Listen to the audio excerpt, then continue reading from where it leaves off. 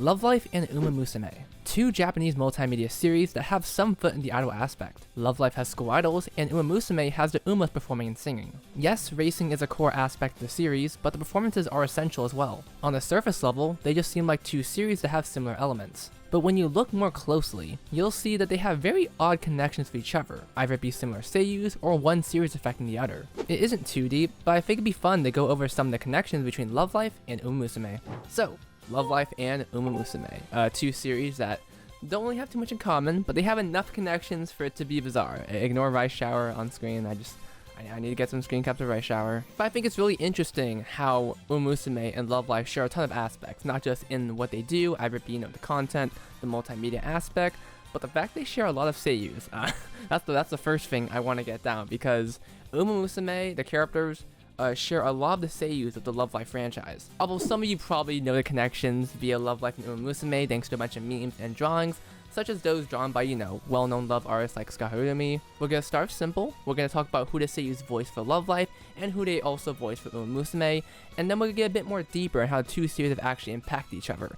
Because there is one very specific case, you can probably see it in the Google search bar right there, that really showed how one series impacted the other. And Love Life, being a long-running multimedia idol franchise, obviously has some impact on a bunch of idol franchises that proceeded after them, either it be Bandori, Project Sekai, obviously can't forget the roots of Idolmaster and stuff like that, but it's undeniable that each series, has an impact on the other, so I just want to go talk a little bit about that, since Uma Musume is in the mainstream public eye right now, and Love Life, woo! So before I start to say you off, while I was doing research for the whole Love Life and Uma Musume connections, I came across a video.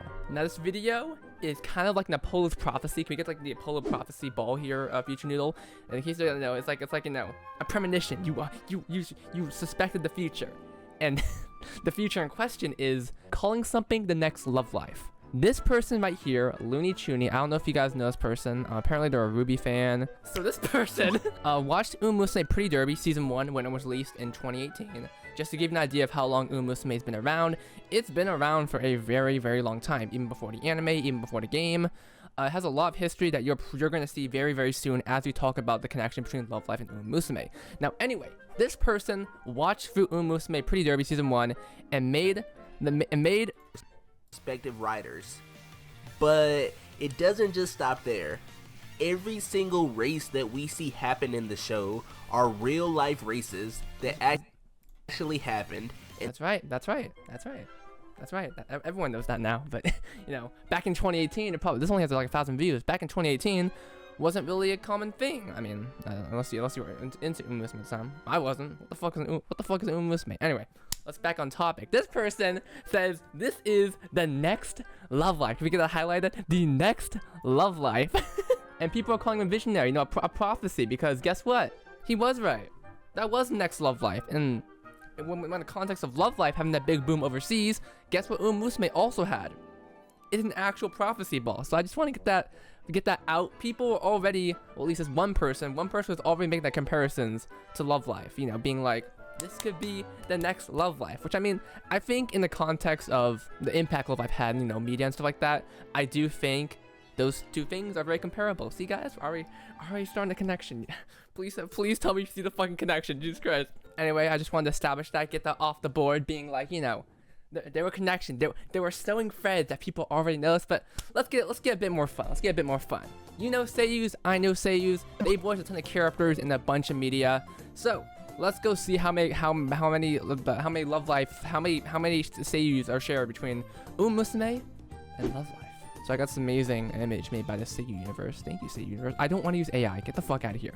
Anyway, let's open these images right now. Some of these are very well known. The Seiyuu for Nico, so Tokai, actually voices TM Opera O. It's actually pretty well known now. There's been a lot of drawings referencing it, a lot of memes about it. So I'm not too surprised that if you probably know this, the Nico Negro is also the Monarch. Oh, I actually did not know this. Apparently a bunch of the Love Life side characters also voice some of the characters in here. Okay, unfortunately, why is the image dog shit, right? Oh, never mind. Okay, wow, this looks much fucking better. Alright, so we have a bunch of characters here, and a lot of them are side. We got Maki's mother, Fumiko. Alright, so we got Maki's mother as her.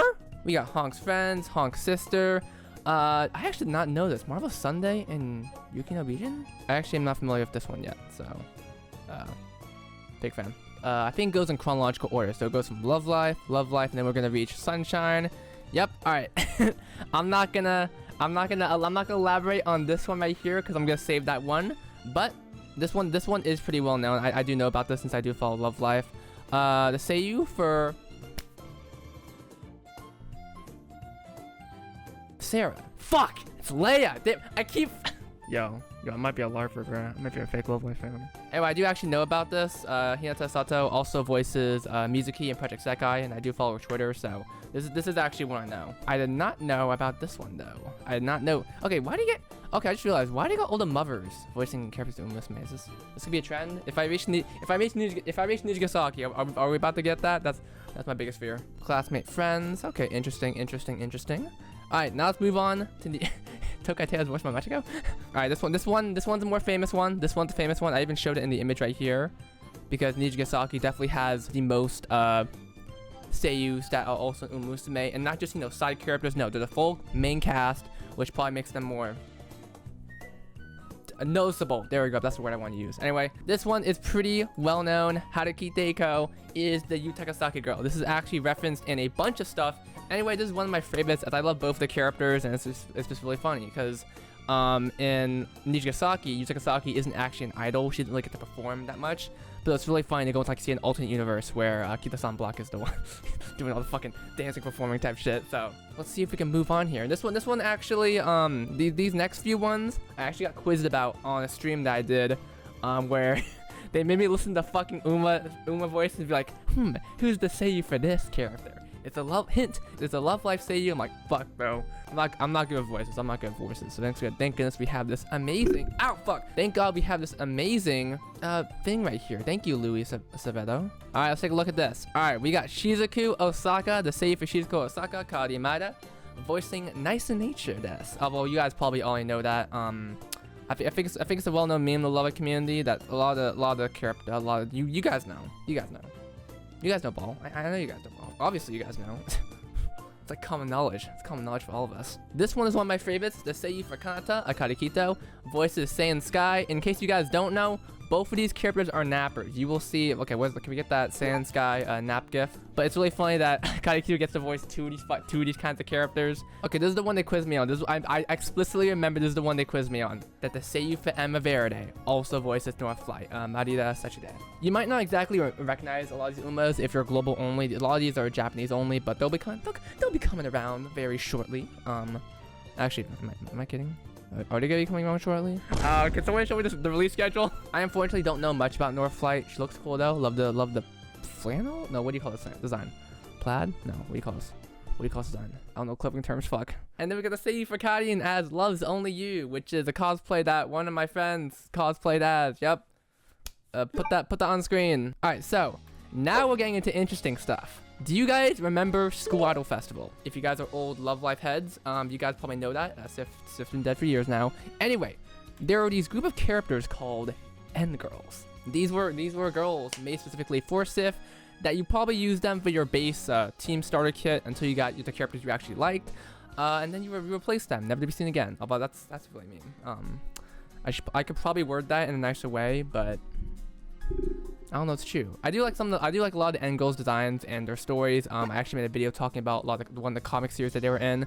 But they do still have they do still have some history. They do still appear in, you know, specifically Nijigasaki related content, since, you know, Nijigasaki stemmed from Sif, so, you know, nice little connection there. They have the End Girls appear there once in a while, get the little cameo, say hi. But anyway, it seems like some of the End Girls actually got to voice some of the Uma Musume characters. Now we have two of them right here. And then for two others, we have them voicing side characters that were in the Uma Musume Cinderella Grey anime. So let's focus on this one first. This is Christina. Everyone say hi. She was a character. She was an End Girl from Shinome Academy. I got the wiki right here just to show you what she looks like. She actually voices Raishar. I actually did not know that. And we also got some more End Girl rapper here, right here, as the Seiyuu for Akiru Shinomiya voices Dream Journey. Now let me show you what she actually looks like out of this majestic fit right here. Okay, for some reason I'm getting Kamen Rider. Alright, this is what she looks like. Take a good look, guys. Yeah, put them on screen. Put them on screen. Put them on screen. Anyway, she voices Dream Journey. So Maya Yoshioka, I'm glad you were able to join the gang of the Uma Musume gang. And then we got stuff like here. Okay, so like I said, there's a tradition here. They're always bringing the moms. Kanta's mom actually voices Oguri Cat's mom. Actually, I actually did not know that. And then we got Setsuna's mother voicing Tanama Cross's trainer. Is there one more thing here? We got Layla. Oh shit, there's more of you guys? What the fuck? Kariko voices Ofebudu? Okay. I thought we were gonna end it here, but I guess there's more Nijigasaki Seiyuu that they just share. We got Ai's older sister, or I used to think she was her mom, but no, it's like older sister. Not biological older sister, but anyway, she voices Sugar Lights. I've actually not seen this Uma before. Actually, this is one of the few Umas I've never seen in my entire life. Got me interested. Okay. And then we got, wait, didn't I just see your character? Oh, that's right. Honk's sister also voices Ira. I do remember people making some notes about that. Oh yeah, because the same character here, Mejido Ramano. And then we got the Seiyuu for Koito Ishimine, and girl, for those of you guys don't know, she was in the Nijigasaki movie, voicing Naka Mephisto. Ooh, okay. Okay, I know I already said Nijigasaki has the most Uma rep, but I didn't know it went that far. If I press this image one more time, and it's giving me more Uma, I'm gonna go crazy. Okay, no, we're at the superstar. We're at the stupid. Uma Musume C? What? Okay, no, that's fucking me up, bro. What the fuck do you mean Uma Musume C, bro? Oh, okay, so voices one of the Uma Musume, a part of the Satono family. Anyway, that's a joke, okay. This person went out of their own way to make this image for us, so give me nice about this. Alright, so one of the classmates here, voice special week. Got another also classmate, voices another character in Neo Universe. And then we got Sumire's younger sister voicing Mei Shodoto. Okay, I did not actually know that. Pretty simple. We got a mix between, actually all these are side characters actually. We got no main characters. All right, more Love Life stuff. Oh, okay. Wait. Okay, so we got Ofebu again. Then we got Kanon's again. We got another fucking mom. Saint Light. We got Ven's mom. I don't know why it says Hana Kazuki, even though it's pretty obvious. Spoilers. Oh shit, no spoilers here. Sorry. As Tomokazu's mother. We got the principal. We got the principal as Kashimoto Riko. What the fuck? Right here, Hasunosora. Okay, I know we got Hasunosora rep here. I have no idea what that character is. Okay, I'm a fake Hasunosora fan. I'm gonna need Denzi. Where are you? Alex, where are you? Oh wait, no. Is Enna one of college classmates that get like the voice lines, but it just says in the subtitles her name? You can strip the Hasunosora title away from me. Alright, then we got Ginkgo's mother, Saint Light. Okay, now I'm really curious. Now my eyes have been peeped. Now that we're bringing Hasunosora into the mix, now I got interested. Okay, is something happening here? What? Okay, we got the fucking Yohane anime here. Okay. We still got the traditional moms. Rest in peace, Kohaku, bro. Okay, now this gotta be the last image. No, we have more images. What the fuck do you mean these three fucking kids voice characters at Uma Musume? What the fuck is going on? Dog, this is not fucking funny, bro. This might be the first time I have to split the video into like two sections, the Tokai Teio part and the fucking Seiyuu part, because I'm going for a fucking landmine to figure out how deep this goes. Okay, King Halo, Narita Daishin, Haru Urada. I don't, bro. Who are these? who are these guys? This has to be the last one. This has to be the last one. There's more? Mari's father as the narrator? Oh, that's intriguing. Okay, this gotta be the last one. This gotta be the last one. Last one. Okay, we're done. Okay, we're done. Okay. Okay, it's probably been updated. Okay, but as you can tell, a lot of the seiyus in the Love Life series have been in Uma Musume, okay? That's pretty surface level. Actually, no, I wouldn't call it surface level anymore. I would not call it surface level anymore after realizing how fucking deep this shit is. All right, we got that little joke out of the way. Just talk about Love Life saves, stuff like that. Let's actually be serious for a second. Let's talk about the Tokai Teio incident. Okay, it's not really much of an incident, but it is a very sharp point that showed just how different the direction of Uma Musume and Love Life could go. In case you guys don't know, it all revolves around Anju Inami. In case you guys don't, okay, this is a really low-res image. Okay, maybe I should go back to video essays. In case you guys don't know, Anju Inami, or Anchan, is the Seiyuu for Chika Takami from Love Live Sunshine. Let me pull it up right here. Anchan has been the Seiyuu for Takami Chika since 2016, and she's been the leader of Aqua. You know the story. Go watch the Aqua documentary.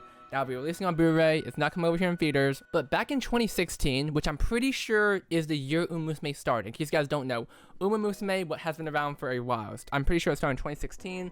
That's like the earliest date, I think. The year that Muse died. Yeah, guys. That's when Uma Musume started pop up. During 2016, when Uma Musume first got started, I'm going to be using this article here, so Omunibatsu. I'm going to be sourcing you right here. I talked about it in my Love Life Iceberg video, but just have a bit more detail, not just show an image on screen for like a split minute. I'm going to be showing you, stuff like this.